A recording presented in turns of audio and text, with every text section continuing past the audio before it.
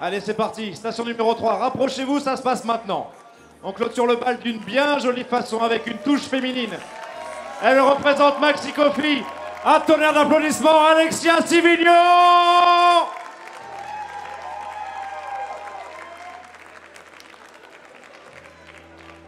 Et les juges qu'on applaudit également. Merci aux juges. Les juges principales, techniques, sous vos applaudissements, Lyon. Allez, encore, on fait du bruit, encore.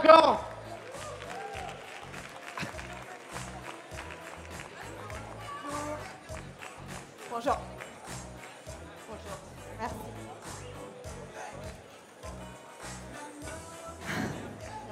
J'arrête de faire ça. Oui, non, mais tu peux. Bon, le time, bien sûr, et je te dis rien d'autre. Je te laisse la parole. À toi de jouer.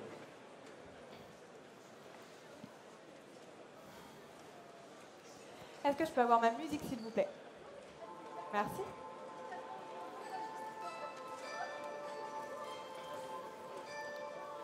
Time. Bonjour et bienvenue. Dans la vie comme dans la tasse, tout est une question d'équilibre. Et si l'idée du meilleur barista est d'être aussi pointu que technique, il lui faut aussi être didactique. Il en va de même pour l'équilibre parfait d'un espresso. Une juste balance entre 3 facteurs. Amertume, acidité et sucrosité.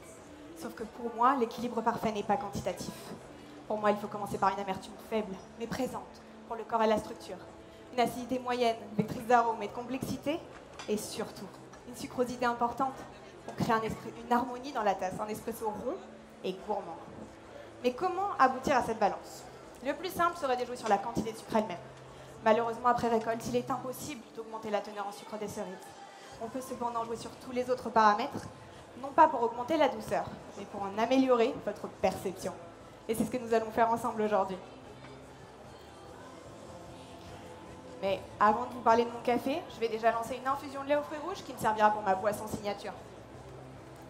Pendant ce temps, je vous invite à consulter les livrets que je viens de placer en face de vous. Ils contiennent toutes les informations que je vais vous donner durant cette présentation, afin d'alléger votre prise de notes et de vous permettre de concentrer toute votre attention sur votre dégustation. Ces livrets, ils sont pour vous et je vous invite à les conserver. Mon café maintenant.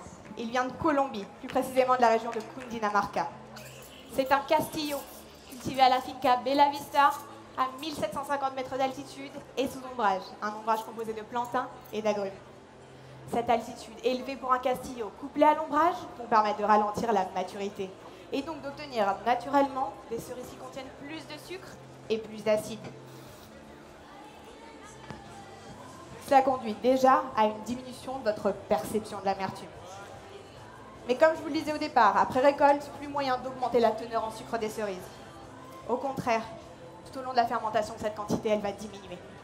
D'où la nécessité de travailler la fermentation. C'est une étape cruciale dans la perception des sucres et c'est là le point clé du castillo que vous allez découvrir.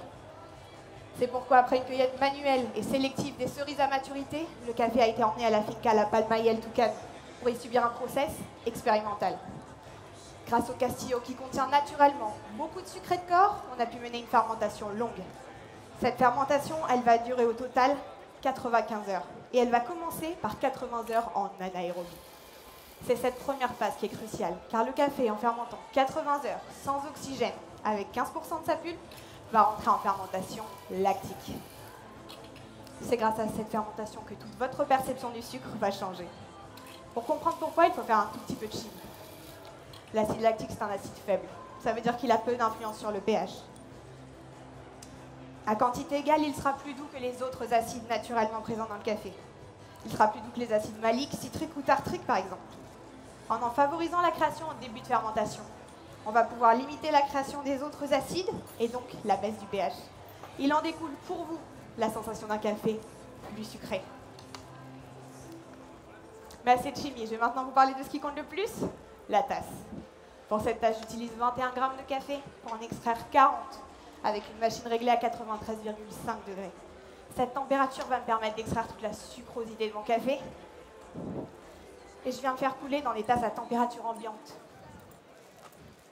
Ça va me permettre de créer un léger choc thermique afin d'améliorer l'aromatique.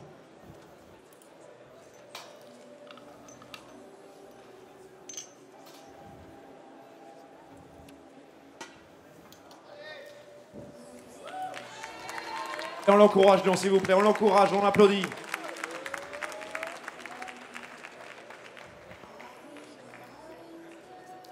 Dans cette tasse, vous découvrirez pour votre première gorgée des notes de fraises et de cerises noires.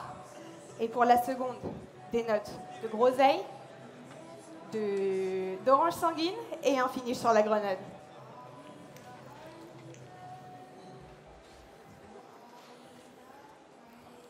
Une fois que vous aurez terminé votre protocole de dégustation, je vous inviterai à poser la cuillère sur la sous-tasse. Et voici pour vous, je souhaite une excellente dégustation. Voici pour vous, excellente dégustation. Je reviens dans un tout petit instant.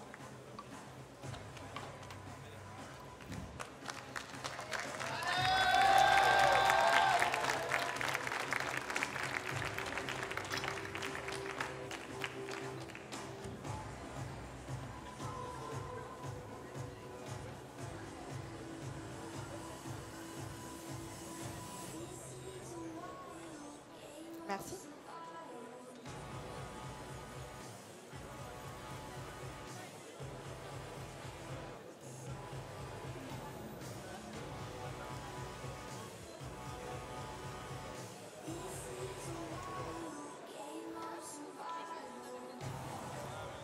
Nous n'avons pas encore parlé d'une étape cruciale quand on travaille sur la perception des sucres.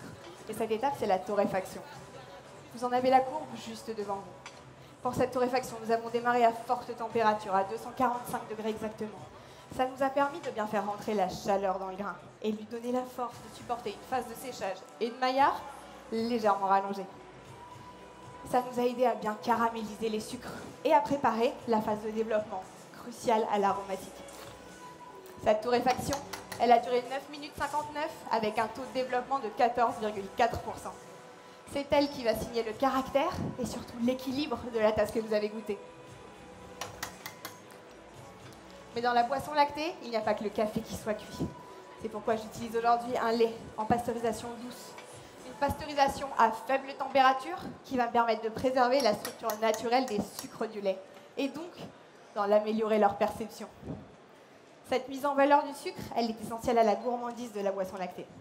Et pour mettre en valeur cette gourmandise, j'ai choisi un ratio de 3 centilitres d'espresso pour 7 centilitres de lait.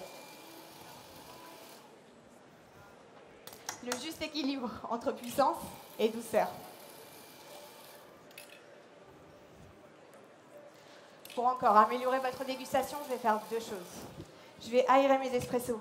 Ça va me permettre d'en atténuer l'amertume et donc de mettre en valeur leur sucrosité. Et je vais aussi monter mon lait, mais en m'arrêtant à 65 degrés. Une température volontairement plus faible, toujours dans une idée de préservation des sucres. Il en résulte pour vous une température de service légèrement plus tiède que ce à quoi vous êtes habitué, entre 50 et 55 degrés. Mais vous verrez que cette boisson n'en sera que plus gourmande.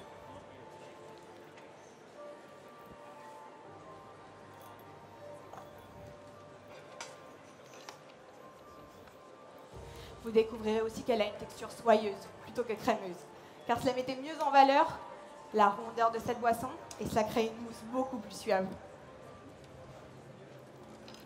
En tasse, pour votre première gorgée, vous découvrirez donc cette mousse soyeuse, avec des notes de génoise au chocolat et de caramel au beurre. Pour votre seconde gorgée, vous découvrirez des notes de praline et noisettes, une pointe de vanille et un finish sur des notes de brioche.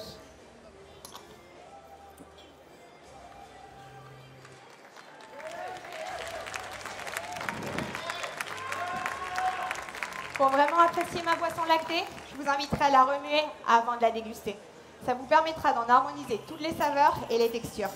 Une fois ce protocole effectué, vous pourrez reposer votre cuillère sur la sous-tasse.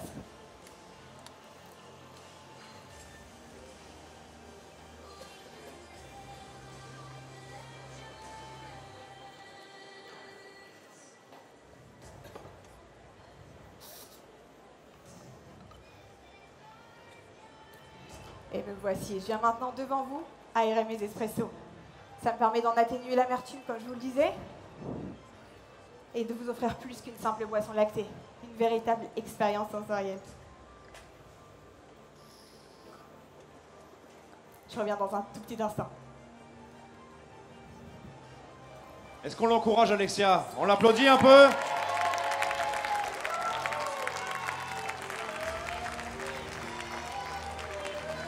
Alors, je vous rappelle une dernière fois les notes de dégustation. Génoise au chocolat, caramel au beurre, praline et noisette, pointe de vanille, et une finale sur des notes de brioche. Pour le protocole, pensez bien à remuer votre tasse avant de la déguster. Vous pourrez ensuite déposer la cuillère sur votre sous-tasse.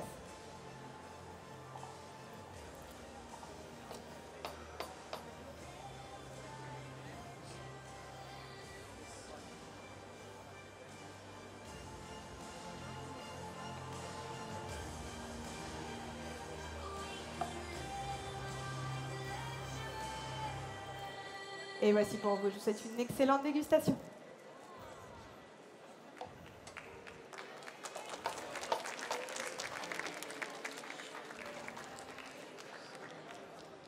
Merci.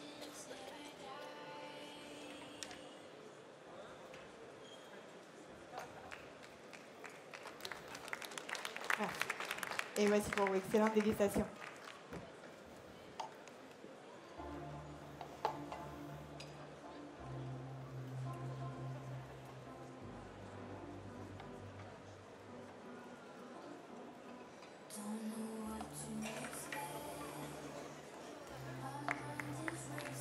Et voici pour vous, c'est une excellente dégustation.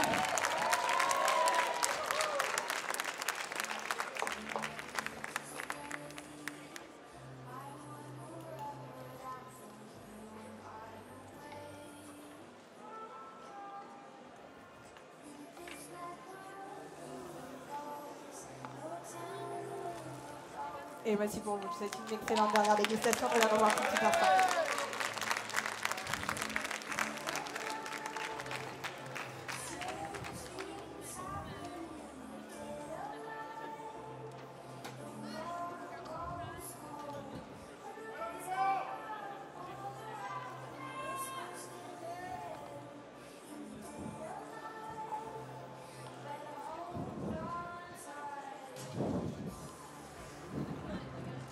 Pour la dernière étape de notre expérience, je vous invite à tourner la page de votre livret. Vous y découvrirez les informations de ma boisson signature. Pour cette boisson, j'ai voulu rester en synergie avec mon café et créer une boisson gourmande sans jamais y rajouter de sucre. Pour ce faire, pour aller encore plus loin dans la synergie, j'ai appliqué à du vinaigre balsamique la fermentation de mon café. Toujours dans une même idée, améliorer votre perception du sucre. Et pour ce faire, il m'a fallu comprendre comment fonctionne la fermentation lactique. Comme toutes les fermentations, elle va consommer du glucose pour produire de l'énergie, du CO2 et un substrat, dans notre cas, l'acide lactique. Dans le café, elle a un intérêt, puisqu'elle va nous permettre de changer la répartition des acides. L'acide lactique étant plus faible, en favorisant la création pour contenir celle des autres, on va pouvoir limiter la baisse du pH et ainsi vous donner la sensation d'un café plus sucré. Pour mon vinaigre maintenant, j'ai utilisé 50 g de vinaigre, 100 g d'eau et 2,5 g de ferment lactique. J'ai laissé l'ensemble à fermenter 24 heures à 19 degrés. Puis après filtration, une nouvelle fois 24 heures. Ça m'a permis d'en atténuer l'agressivité acétique et de mettre en valeur sa sucrosité et son aromatique avec des notes de fruits noirs, de prunes et de réglisse, des notes très complémentaires avec celles de mon café. Pour cette boisson, j'en ai utilisé 60 g, auxquels j'ai ajouté 4 espressos. J'ai refroidi l'ensemble au verre à mélange afin de vous offrir une boisson très rafraîchissante et surtout intense. Et pour finaliser cette boisson, je vais rajouter une mousse légère de fruits, de lait aux fruits rouges, en utilisant l'infusion que j'ai lancée au départ. Pour cette infusion, j'ai utilisé 200 g de lait, 65 g de fruits rouges et 2,5 g de fruits rouges séchés. Cette infusion, je l'ai laissée 4 minutes, puis je l'ai filtrée dans mon siphon. Cette mousse légère va venir accompagner votre première gorgée, avec une texture très légère et presque évanescente, et des notes de cerise, de fraise et de framboise. Pour votre seconde gorgée, vous découvrirez toute la rondeur de cette boisson signature, avec des notes de figues noires, de noisettes fraîches, et une finale réglissée.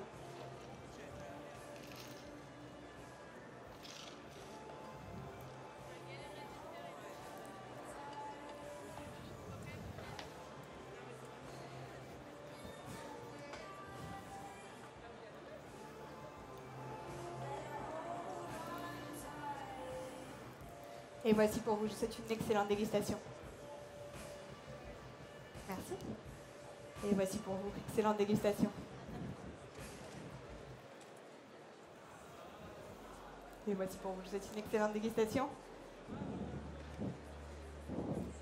And here's for you. Please enjoy. Allez, on l'applaudit bien fort.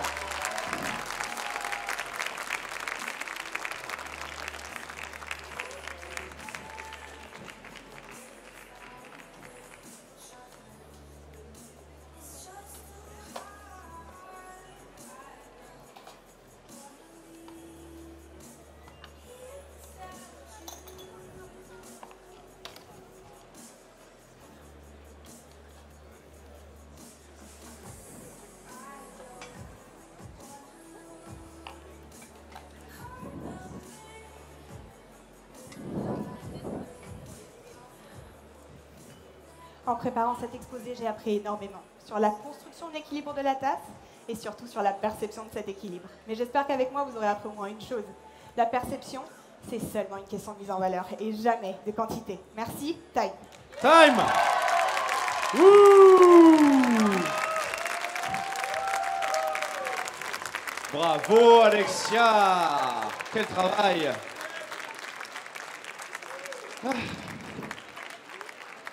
Alors à part les supporters qui sont de ton côté où vous êtes venus à 3 bus, je pense que tu as conquis tout l'ensemble du public et tout l'ensemble de ton auditoire. Là vraiment un gros chapeau. Chapeau. Alors tes impressions, ça va mieux? Ouais, un peu déçu d'avoir dépassé le temps. Quelques secondes, il n'y a rien de... Mais, y a rien d'autre. Mais ouais, j'ai profité. Je tiens à souligner, moi, ton travail, parce que c'est... Alors, moi, je suis... Alors, non, je croyais qu'il voulait faire le petit bisou, mais ça sera pour plus tard. Il y a énormément de travail de préparation, là. Hein. Ça a bossé pendant des... Ouais, avec une grosse équipe. Ouais, j'imagine. J'aimerais remercier. Ah bah, tu peux, c'est le moment. C'est le moment, alors. Coucou. Merci à ma famille qui me soutient, à l'école Maxi Coffee qui m'a accueilli, au Café Luga, grâce à qui j'ai ce superbe café. C'était un super boulot, c'était une super équipe et c'était génial. Là, c'est le bisou. Thank you very Merci much. aux juges. On peut applaudir les juges encore une fois, s'il vous plaît. Merci beaucoup. Énorme travail fait pendant ces 5 jours. Merci beaucoup. Merci beaucoup. Merci. Ouais, donc beaucoup de boulot, les remerciements, donc on en était là. Tous ceux qui t'ont permis de faire tout ça finalement. Ouais. Alors moi je suis pas juge, mais pour avoir une petite expérience là, on est quand même sur un niveau monde là, hein. On est sur un niveau mondial. Hein. Je tiens à te... Merci, on a essayé. Ah bah c'est pas mal réalisé en tout cas. Ouais, on disait beaucoup de travail. En plus tu avais ces histoires où tu as fait tes infusions toi-même, tu as laissé reposer, on attend, on filtre, on remet. Oui, il y a 48 heures de fermentation. En fait, l'idée, c'était vraiment d'appliquer la fermentation du café à autre chose, aussi acide, aussi aromatique. Et du coup, comme on a goûté le café, on s'est dit, tiens, du vinaigre balsamique. Et ça a marché. Coup de bol. Oui, enfin un petit peu. Et du coup, ça a marché et ça nous a permis, exactement comme pour le café, d'en améliorer la perception du sucre. Et la boisson signature, donc, on monte le taux de sucrosité, c'est ça? Jamais. Il n'y a jamais plus de sucre. En fait, en réalité, si on s'intéresse à la chimie pure, il y a moins de sucre que ce qu'on ressent. Okay. Parce que tout au long de la fermentation, j'enlève du sucre, j'en consomme. Mais l'intérêt de cette fermentation, c'est justement... Perturbez-nous pas, encore une minute quand même. Vous allez l'avoir pour toute la vie après. L'intérêt de cette fermentation, c'est justement qu'elle donnait plus d'acide, mais que ça paraissait plus sucré. Bon. Eh ben en tout cas, je crois que c'était une super belle démonstration pour clôturer ce bal. Allez, on fait un tonnerre d'applaudissements pour Alexia, dernière compétitrice de la finale du championnat barista. Merci Alexia, on te souhaite tout le meilleur pour la suite. Merci encore. Eh ben, nous voilà rendus. Les dés sont jetés, comme on dit.